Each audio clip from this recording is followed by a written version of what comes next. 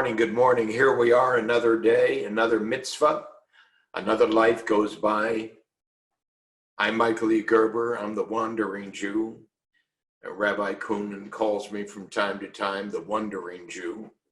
And that's the product both of his imagination and of the typographer who in fact typed the wrong word announcing this radical conversation as the Wandering Jew, not the Wandering Jew. We corrected it in time.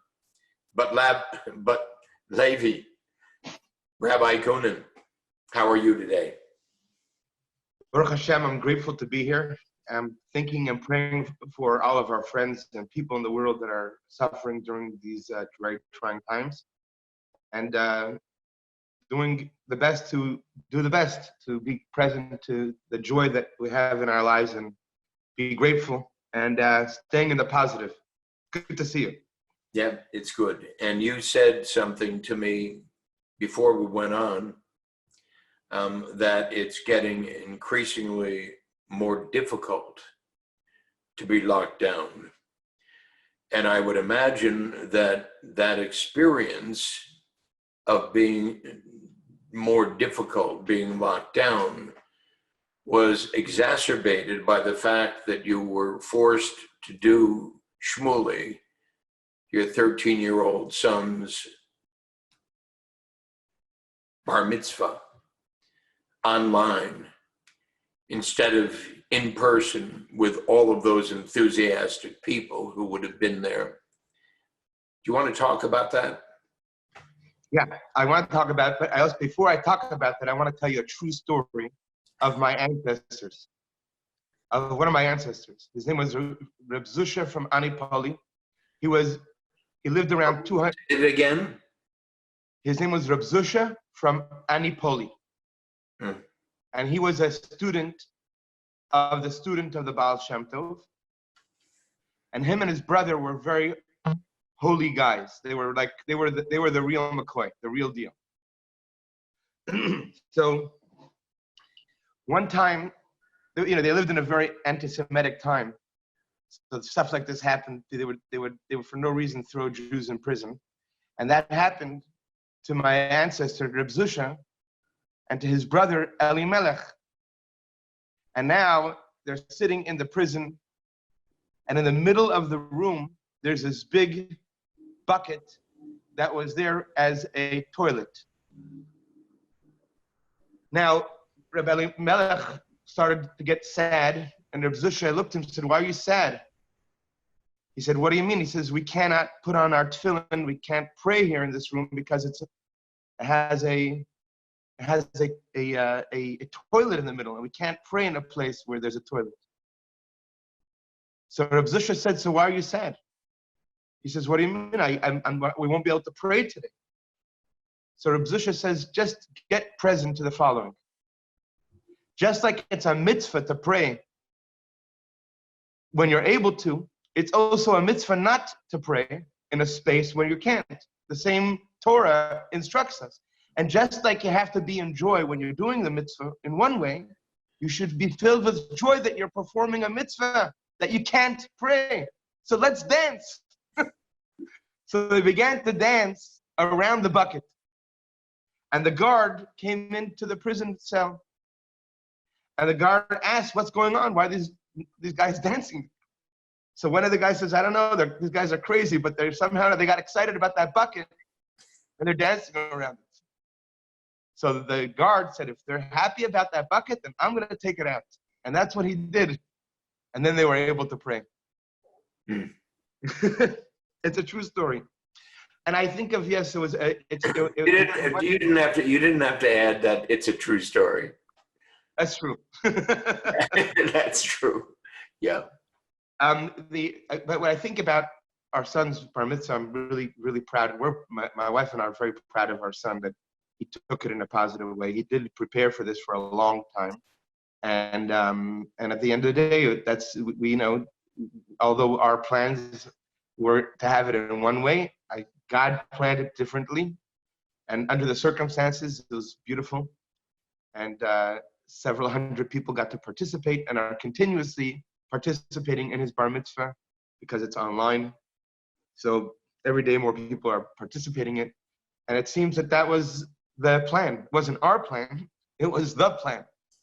So, you know, the only, in moments like this, and I share that with my son and we share with each other, is that we can't necessarily choose what happens to us, but we do get to choose what attitude we have towards what happens to us. And in these trying times, that becomes even more important. Because, yeah, we're just so much that's changing in our lives right now, but we could still take it all in at a high level. And this is a good time to work on that, each one of us, you know, because it's always that positive perspective. My lovely wife, Luz Delia, said to me yesterday, everything is a message from God. I said everything. She said every single thing is a message from God. I simply choose to know that every single thing is a message from God. And then my question is, so what is this telling me? And I said it. That's so funny, Liz Delia, because that's what my rabbi says. I said, because that's what my rabbi says. She said, well, my father taught me that. And her father was a minister, a pastor of a church. And she was raised where daddy told her what everything meant. And when he didn't know what it meant, he said, and that's to be learned. Why I wasn't told what it meant. But if everything is a message from God, and he didn't reveal to her that that was from Torah, he didn't reveal to her that was a gift from Jews, because he didn't know it. Just received a message from God today, and it was from somebody in our life who essentially sent a prayer to pass on. And the prayer was about hope. And I just read from Tzvi Freeman the message for the day, and it was about hope. And I just had a conversation with our partner in Radical U, and the conversation ended up being about hope. And none of these were connected. But hear this. I spoke to a gentleman who reached out to me on Facebook. And I said, I don't believe I know you, but I feel I know you.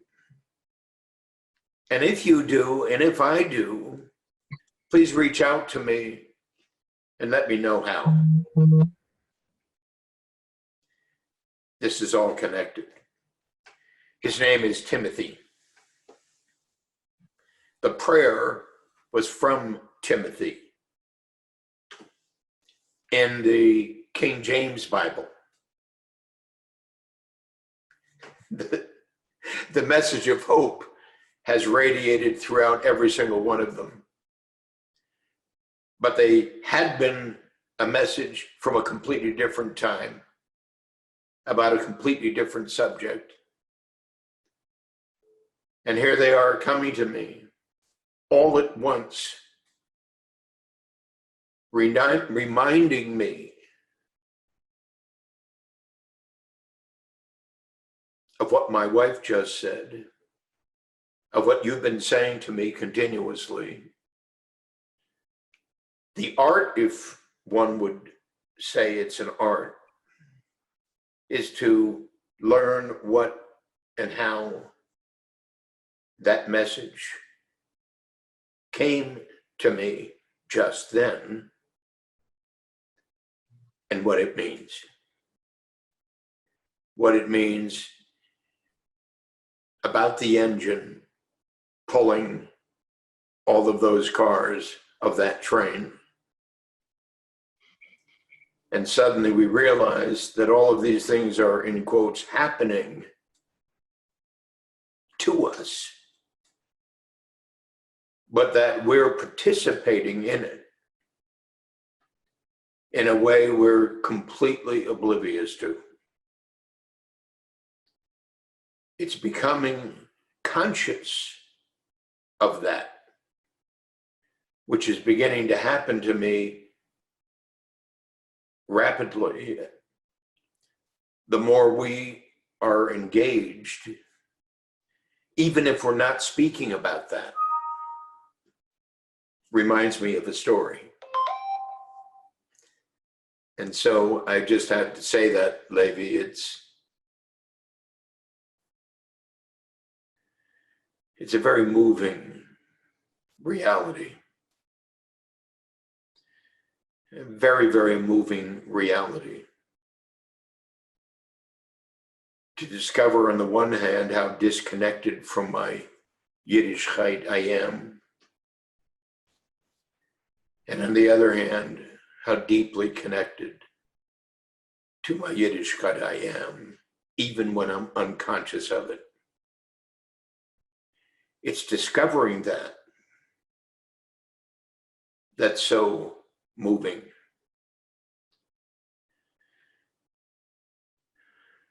So thank you for that.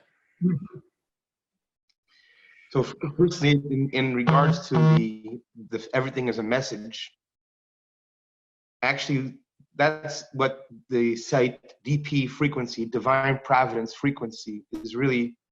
That's the simple message that it's there to impart. And one of the stories, this is an idea that, of course, is part of Torah, that everything has a lesson to it, and everything is right now, is happening in real time, and we are part of that. Elon Musk from Tesla recently has been suggesting on some of his videos that we're living in a simulated reality.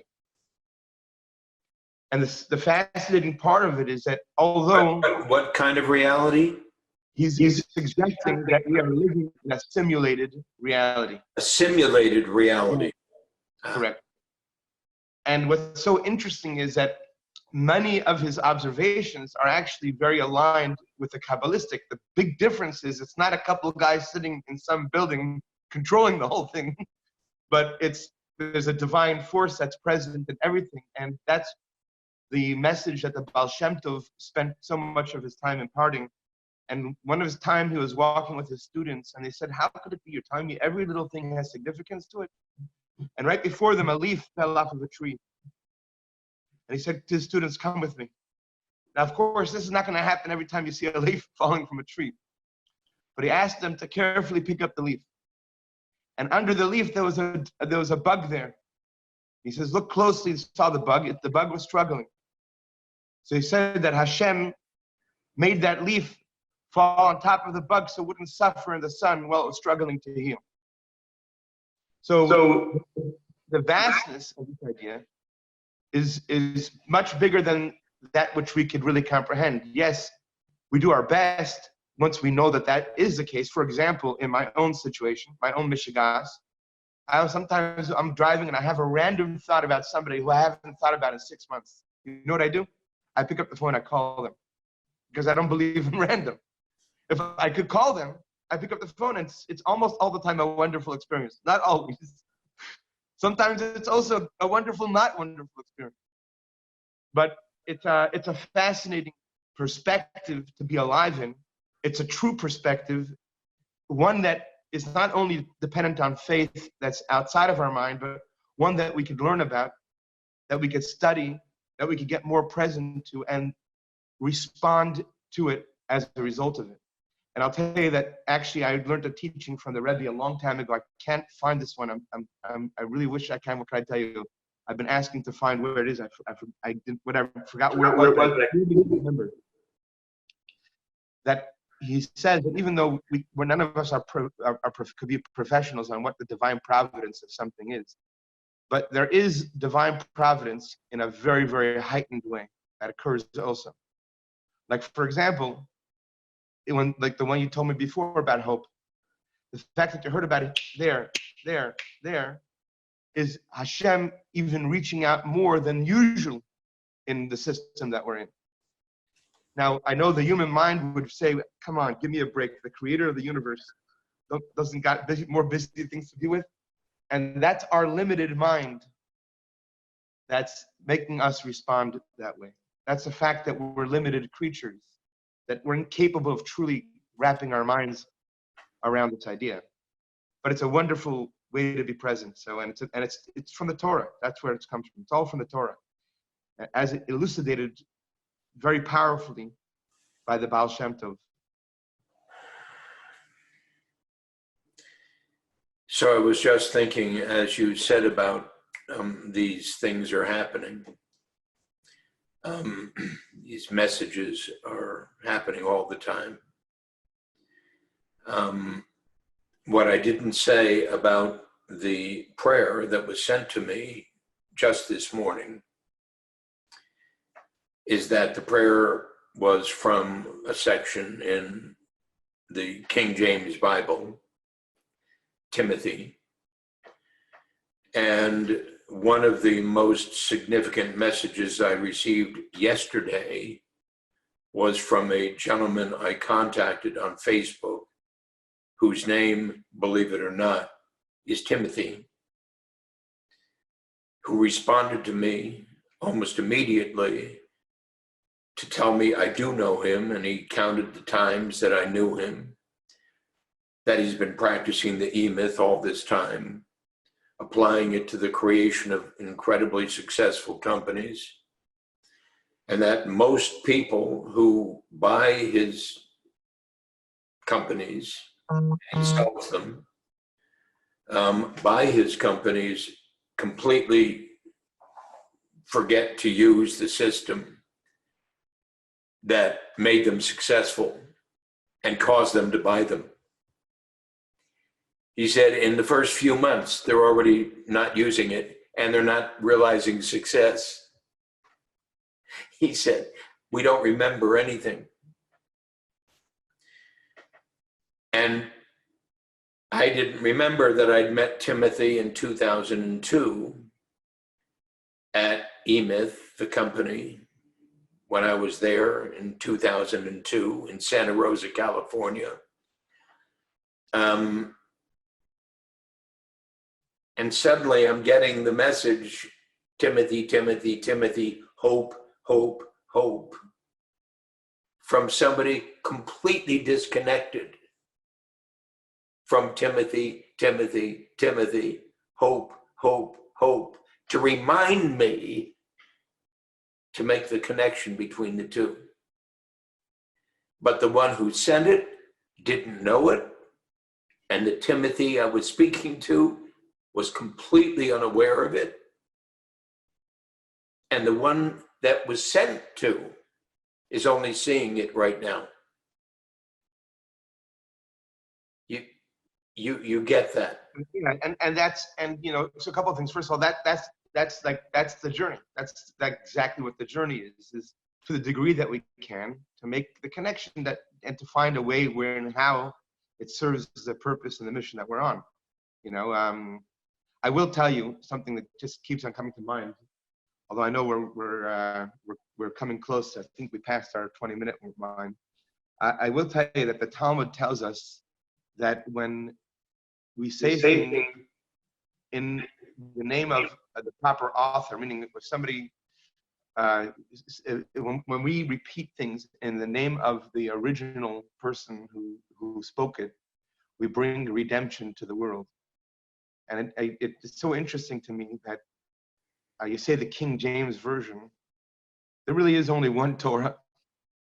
And the Torah, the messages that have come to the nations of the world, they are that in religion, in the context of religion, they come from the Torah. But the part that they weren't told is that much of that which excites them about that which they learn is actually coming from the Torah, even if it was put into Timothy or whatever it may be.